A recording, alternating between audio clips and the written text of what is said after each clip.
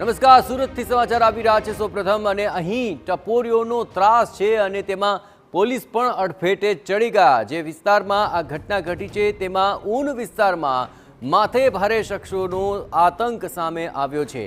Bhestan police પર આ ટપોરીએ ગાડી ચડાવવાનો પ્રયત્ન કર્યો હતો। હયાતનગર સ્થિત હિન્દ હોટલ સામેનો આ બનાવ છે। આ હિન્દ હોટલ સામેના બનાવની અંદર યુનુસ મુઝફ્ફર પઠાણ નામના શખ્સે પીસીઆર વાનને ફિલ્મી સ્ટાઇલમાં ટક્કર મારી દીધી।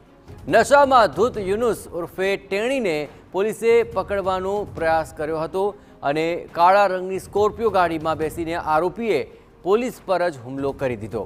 આરોપીની કારની સ્પીડ વધારે હતી અને પોલીસની પીસીઆર વાન તેને કારણે ટક્કરથી ફંગોળાઈ ગઈ। સરકારી ગાડીને ટક્કર મારી આરોપી ત્યાંથી ફરાર થતો હતો। હત્યાના પ્રયાસ બદલ યુનુસ મુઝફ્ફર સામે પોલીસ ફરિયાદ દાખલ કરવામાં આવી છે। ભેસ્તાન પોલીસે આ મામલે ગુનો નોંધ્યો છે અને વધુ તપાસ હાથ ધરી છે। આ સમગ્ર મામલે વધુ વિગતે વાત કરવા જોડાઈ રહ્યા છે સુરતથી સંવાદદાતા મેહુલ। આ આખી ઘટના શું છે અને શું કાર્યવાહી?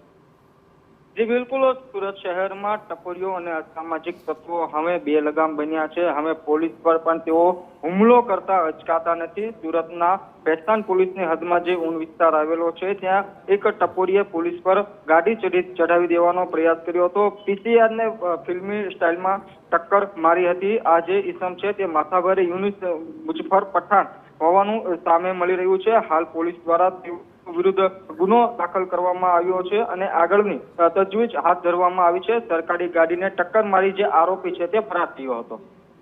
આભાર મેહુલ। તમામ ગતિવિધિઓ પર આપ નજર રાખતા રહેજો। તો આખરે આરોપી નશામાં ધૂત હતો, સરકારી ગાડીને ટક્કર મારી ત્યાંથી ફરાર થયો।